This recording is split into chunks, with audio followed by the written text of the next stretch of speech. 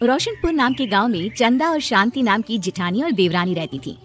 चंदा का पति बहुत पैसे वाला था, उनके पास किसी भी चीज की कोई कमी नहीं थी और उसके विपरीत शांति का पति बहुत ही गरीब और नशेड़ी था।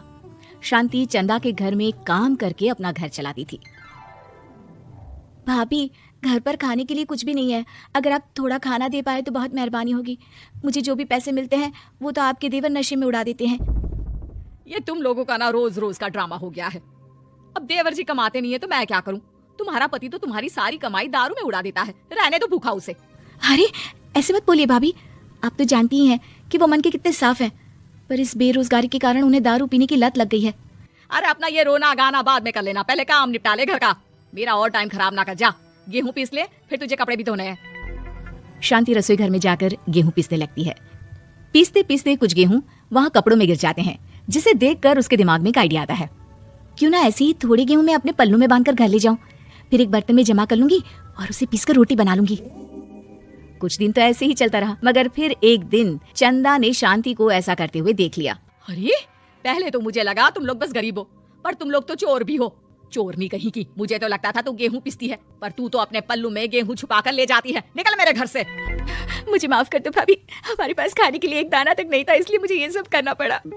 अरे तुम लोग मेरे रिश्तेदार हो, इसीलिए दया कर तुझे मैंने अपने घर पे काम पर रख लिया, पर तू और तेरा पति हमारे खानदान का नाम मिट्टी में मिलाने पर उतारू हो चुके हैं। आपको मुझे जितनी गालियां देनी है दीजिए, मारना है तो मार भी लीजिए भाभी, पर मुझे काम से मत निकालिए। परिवार की बात है, वरना कोई और ऐसा काम करता ना तो धक्के मार कर कब से घर का बाहर निकाल दिया होता। रोते रोते शांति अपने घर चली जाती है, जहाँ उसका नशेड़ी पति कहता है, अरे कहाँ रह गई थी कामचोर, इतनी देर क्यों कर दी? आज पैसे लाई कि आज भी खाली हाथ वापस आ गई है? अपने हाथ दिखा, जरूर पैसे छुपा लिए ताकि मैं दारू ना पी पाऊँ। नहीं जी, मैं आपसे क्यों छुपाऊंगी, और अभी आप दारू पीने की बात कर रहे हैं, उसी कारण तो आज हम लोगों की ये हालत हो गई है। किसी काम की नहीं है तू, बिना मार खाए समझेगी नहीं। रख, अभी तेरे होश ठिकाने लगाता हूँ। रामलाल शांति को बहुत मारता है। शांति का मन दुखी हो जाता है और वो गांव के तालाब के पास के एक पेड़ के नीचे बैठकर फूट फूट कर रोने लगती है। मैंने कभी किसी का बुरा नहीं किया, फिर भी भगवान मेरे साथ ऐसा क्यों कर रहा है?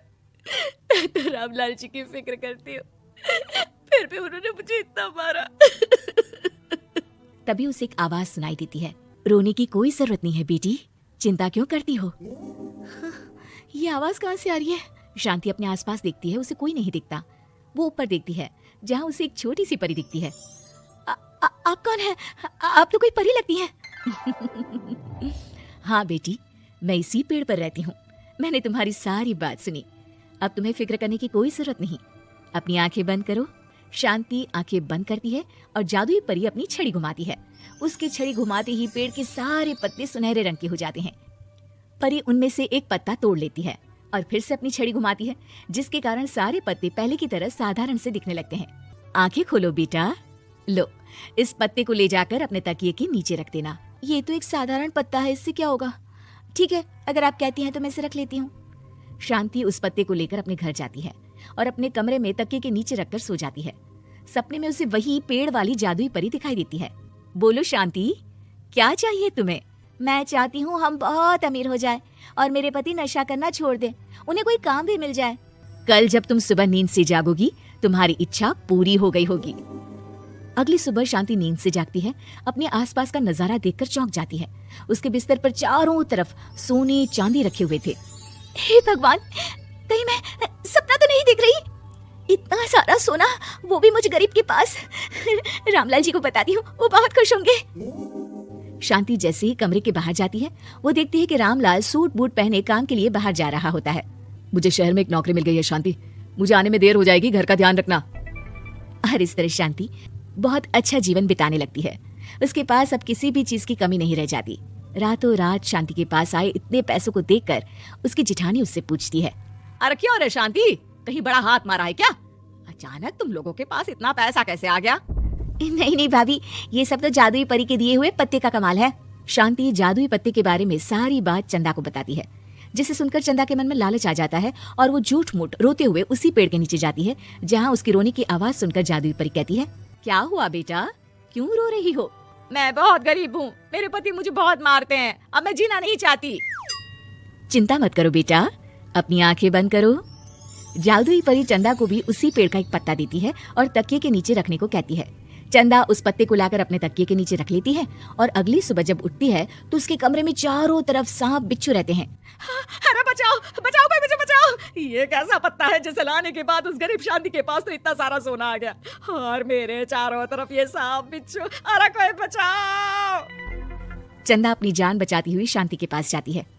चलिए भाभी, मुझे लगता है आपके घर में सांप बिच्छू को बस जादुई परी ही हटा सकती है। दोनों मिलकर जादुई परी के पास जाते हैं। ये सब तुम्हारे बुरे इरादों का नतीजा है चंदा। तुम झूठ मूठ बस पैसे के लालच के कारण यहाँ आकर रो रही थी, इसीलिए तुम्हें जादुई पत्ते ने उसकी सजा दी। अरे मुझे माफ कर दीजिए जादुई परी, मेरे मन में लालच आ गया था। अरे शांति, तुम भी मुझे माफ कर दो, मैंने तुम्हारे साथ बहुत गलत किया, फिर भी तुम मेरी मदद के लिए आई। चंदा को अपनी गलती का एहसास हो जाता है, इसलिए जादुई परी उसके घर से सारे सांप बिच्छू को गायब कर देती है। चंदा और शांति आपस में मिलजुल कर रहने लगती हैं।